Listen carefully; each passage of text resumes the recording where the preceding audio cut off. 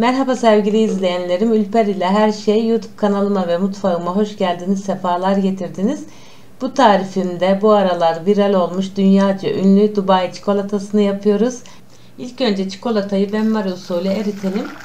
Bazı takipçilerim bu çikolatayı ölçülerle birlikte çekmemi çok istediği için ve çocuklar da ısrar ettiği için denemeye karar verdim. Çikolata kalıbım olmadığı için küçük bir dikdörtgen kek kalıbı kullandım. Sizlere tam ölçü verebilmek için kullanmış olduğum malzeme miktarlarını kullanacağım kalıbın büyüklüğüne göre hassas terazide tartarak ölçülendirdim. Sonuçta herkesin evinde çikolata kalıbı olmayabilir.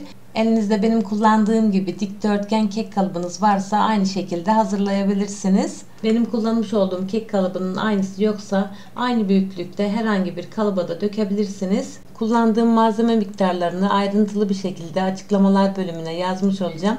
Oradan da bakıp faydalanabilirsiniz. Yarısını bitter, yarısını sütlü olarak 300 gram çikolata kullandım. Evet, çikolatamız da gördüğünüz gibi akışkan hale geldi.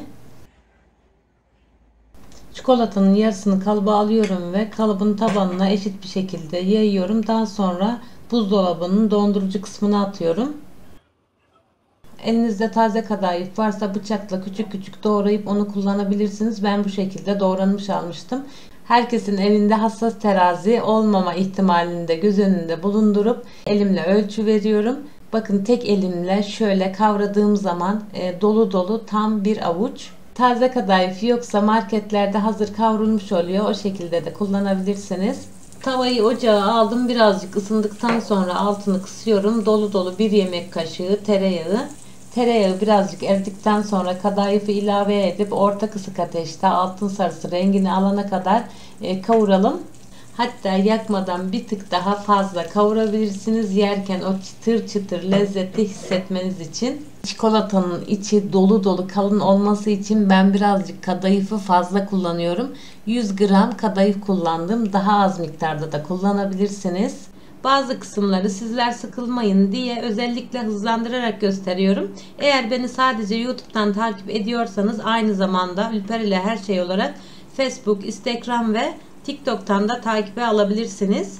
Ülper Yılmaz YouTube kanalımda da günlük işler, geziler, alışveriş ve hayata dair birçok şeyi vlog tarzında izleyebilirsiniz. Bana destek olmak için de beğenmeyi, yorum yapmayı, abone olmadan izliyorsanız da abone olmanızı önemli rica ediyorum. Desteklerinizi her zaman bekliyor olacağım. Videolarımın altındaki hype yazan küçük görsele de bastığınız zaman videolarımı puanlamış olursunuz. Destekleyen tüm izleyicilerime ayrı ayrı çok teşekkür ederim. Kavurma aşamasında kadayıflar biraz daha ufalanacaktır. İstediğimiz de bu zaten. Bu şekilde olması gerekiyor. Kavrulan kadayıfı farklı bir kabın içine alıp bir yemek kaşığı tahin ilave ediyorum.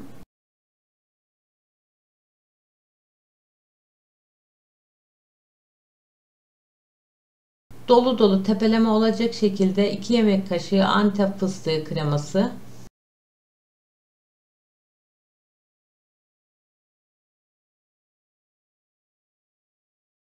malzemeleri sürülebilir kıvam alana kadar iyice karıştıralım. Bu lezzeti kim keşfetti, kimler meşhur ettiyse gerçekten haklılar. Bu karıştırdığım iç harcını bile kaşık kaşık tüketebilirsiniz. O kadar güzel.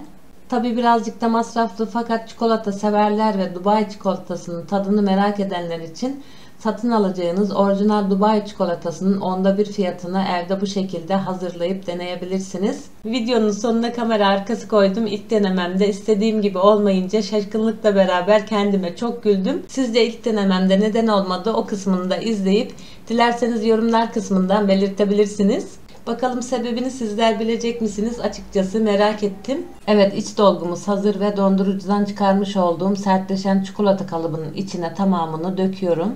Ülkemizde tüm okulların açılmasıyla beraber benim de teorik ve uygulamalı olarak eğitim gördüğüm uluslararası yiyecek içecek bölümü okulum açıldı. Şu an devam etmekteyim.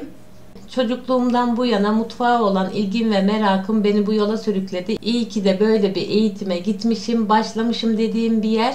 Bugüne kadar edindiğim hem kendi bilgi ve deneyimlerimi hem de okuldan öğrendiklerimi bu kanalda paylaşmış olacağım. Sizler de lütfen paylaşmamı istediğiniz tarifler varsa yorumlar kısmından bana yazarak belirtebilirsiniz. Ben de o tariflere öncelik vermiş olurum. Her tarafının eşit olması için spatula ile şöyle düzeltip hafiften bastırıyorum. Çok fazla bastırmaya gerek yok. Belirttiğim gibi düzelterek hafiften bastırmamız dolgulu harcın oturması için yeterli. Daha sonra kalan çikolatanın tamamını üzerine döküp eşit oranda spatula ile üzerine yayıp düzeltelim.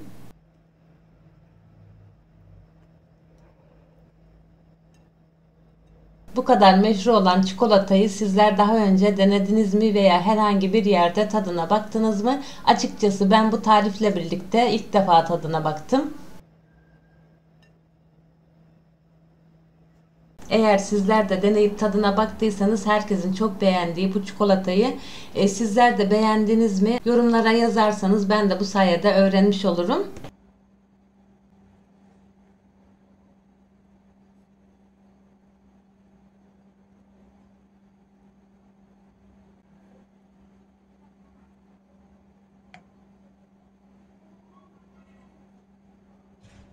Şimdi tekrardan dondurucuya atıp 15-20 dakika çikolatanın donması için bekleyelim.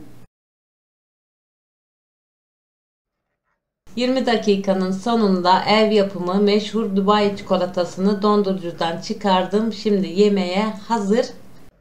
Şöyle elimle kırıp hem iç dolgusunu hem de kıvamını sizlere göstermek istiyorum. Şu sese kulak verin sevgili arkadaşlarım. Hem görüntüsü hem de lezzet olarak muhteşem. Deneyecek olan izleyicilerime şimdiden afiyet şifa olsun.